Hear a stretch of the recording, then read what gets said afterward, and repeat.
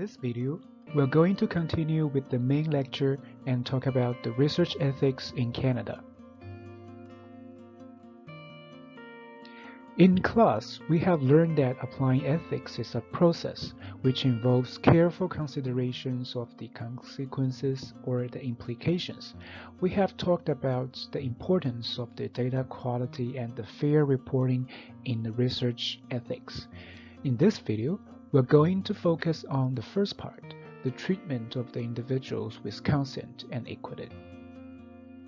So, who makes the decision on what is considered ethical in research? In Canada, all research involving humans or non-human animals must be approved by an Institutional Research Ethics Board, commonly referred as REB for short. The purpose of a research ethics board is to approve, advise on, and oversee ethical aspects of all research involving humans or non-human animal participants in which the National Research Council of Canada participates.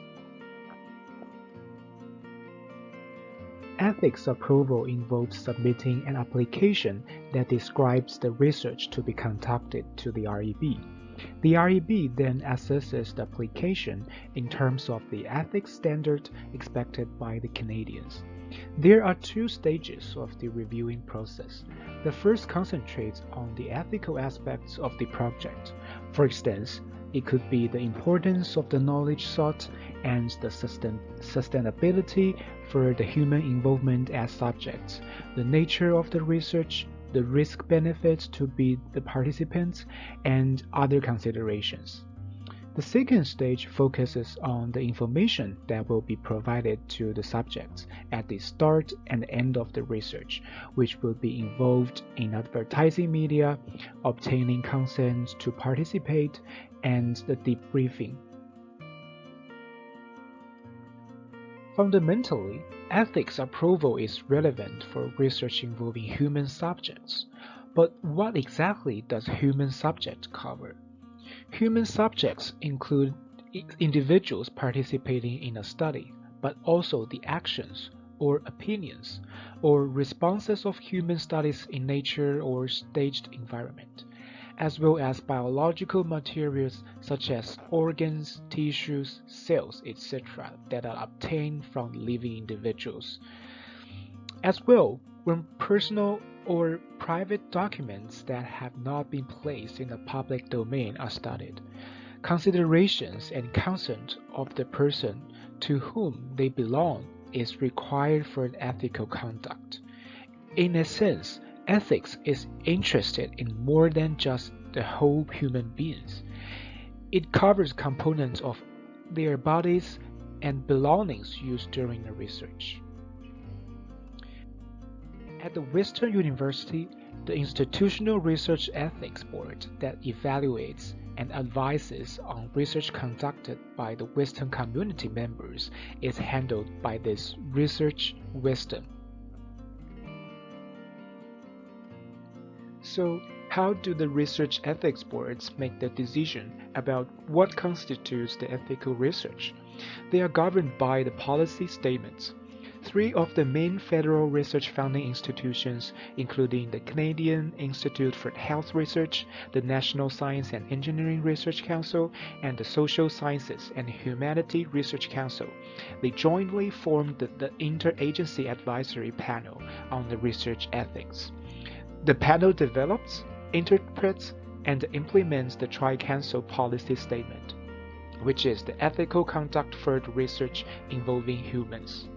This policy statement was informed by the leading international ethics norms and served to help guide Canadian researchers when conducting ethical research. The Tri-Council Policy Statement is a set of the policies that informs decisions by REBs. It is based on the underlying value of respect for human dignity. That is, we respect as Canadians that research will be conducted in a manner that it is sensitive to the inherent worth of all human beings. The policy statement recognized three core principles that, if followed, are meant to ensure that the human dignity is respected. These are: The first one is respect for persons.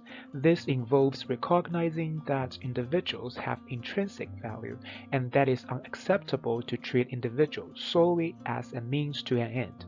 That is, individuals cannot be treated as objects in pursuit of a research goal. The second principle is the concern for the welfare. This principle recognizes that participation in a research study can affect the well-being of an individual or group in many ways. Research ethics boards review potential risks and benefits to assess whether participant welfare is being appropriately protected. The third one is the justice. This principle recognizes the obligation that researchers must treat all people fairly and equitably. We will explore the main questions and issues associated with each of these core principles in a subsequent part of this video. The first core principle underlying ethical research is respect for persons. Participants must be approached and treated as autonomous individuals who are free and capable of making informed decisions about their potential participation in a research study.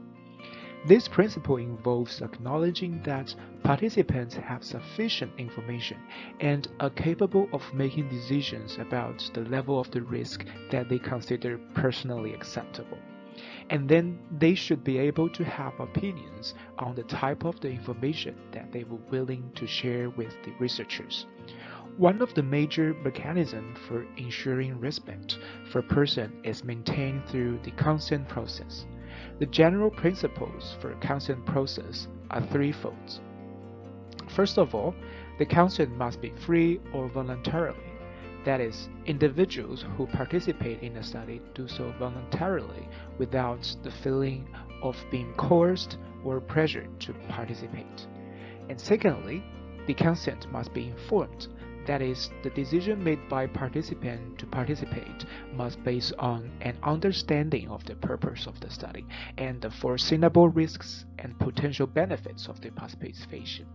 This means that prospective participants must be given sufficient disclosure of the information relevant to making their decisions about the participation, sufficient time to consider the information, and an opportunity to ask questions or seek clarification about the information. Finally, consent must be an ongoing process.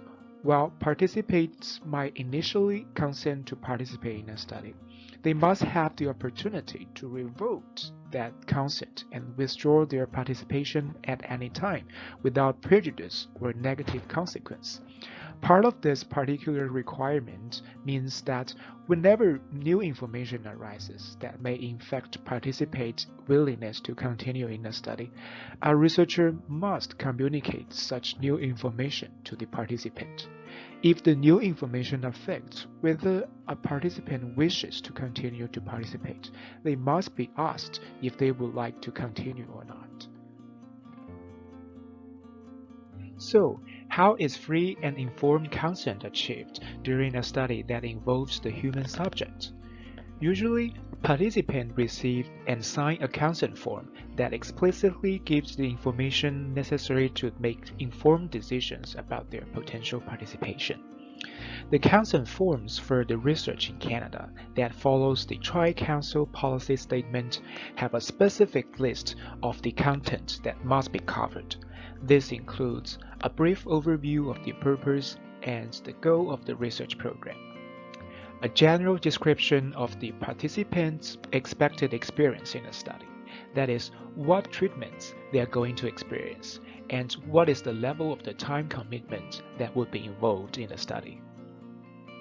A statement of the foreseeable risks and benefits of the participating must be provided, even if there are no risk of benefits to the individual. The statement about risk and benefits should be coupled with a description of possible alternatives to participating in the study. This point is particularly important in the medical research that is investigating the effect of new medicines or treatment. Participants must be informed about the available alternative treatments, such as they don't have to participate in the study just in order to receive treatment for their medical condition. There must be contact information for both the researchers and the Research Ethics Board that approve the study. This contact information is available for potential participants just in case they need to seek additional clarification. Finally, there must be a statement that instructs prospective participants that they have the ability to withdraw their consent at any time during the study. Research is a step into the unknown. That is, we conduct research for the pursuit of understanding something which we didn't previously understand about. Consequently, research can pose risks to the participants involved in the study. As well, we would hope and expect that some benefits will be obtained by conducting the study. The core principle, concern for welfare, imposes an ethical obligation to design, assess, and conduct research in a way that protects the participants from any unnecessary or avoidable risks, and to maximize their potential benefits to the individuals and even the society in general. The Research Ethics Board review the proposed research includes an independent assessment of foreseeable risk to participants and how those risks may be eliminated or minimized. Research Ethics Board asks questions about the possible risks that could be encountered as a result of the participating in the study. These risks could be physical, psychological, financial, and social. Research ethics boards are concerned with the probability of the risk occurring during the research and evaluate whether there is previous information about the rate of the harm and the magnitude of the risks involved. This involves asking questions about how severe the risk might be, whether it could be temporary or long-lasting, and to what aspects of an individual's life to which the risk could extend. Ultimately, ethical conduct research will involve minimal risk to participants.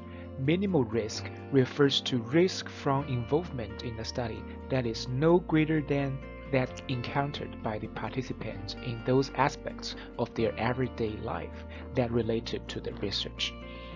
This does require that the researchers ensure that including the individuals as participants does not increase their vulnerability, especially for those individuals who live a relatively high-risk life on a daily basis.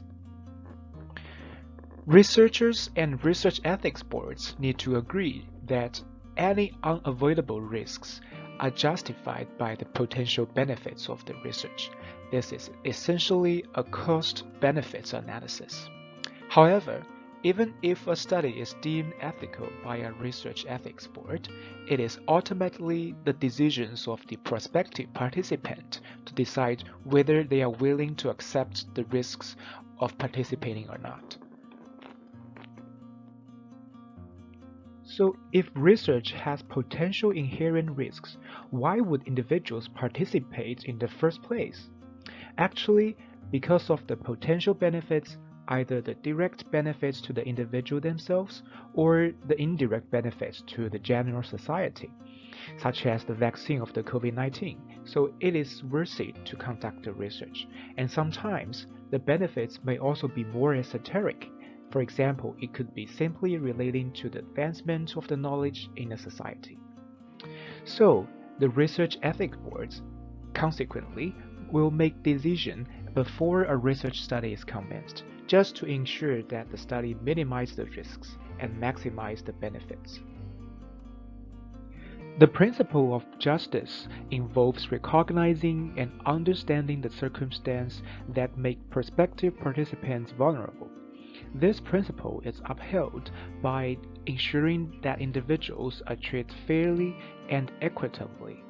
When we think about treating individuals fairly, it means that all individuals deserve equal respect and concern for their welfare, regardless of their individual circumstances. Equity refers to ensuring that the distribution of the benefits and the burdens of the research participation does not favor or disfavor any individuals.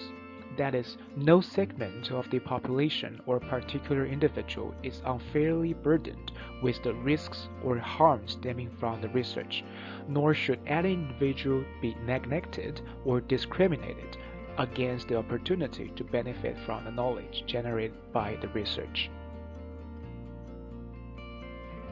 The major concern associated with this principle come during the ethics approval process, with decision about who the participants in the study could be. Part of this process involves considering what makes particular individuals or groups vulnerable to the risk, and ensuring that these individuals or group are not targeted unfairly or intentionally. A lot of statistical research involving human beings relies on access to the personal information about those participants. The sharing of personal information in a research study creates a relationship of trust between the participant and the researcher that must be maintained. Consequently, researchers must protect the privacy of participants, and this idea of privacy implies that participants are free from any interference by the others, and this applies to the participants' bodies, their personal information, their expressed thoughts and opinions, and the space they occupy, such as their home.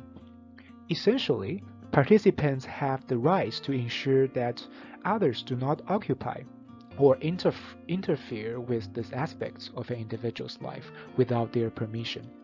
Similar to the discussion in a class, there are two levels of privacy using the term confidential and the anonymous.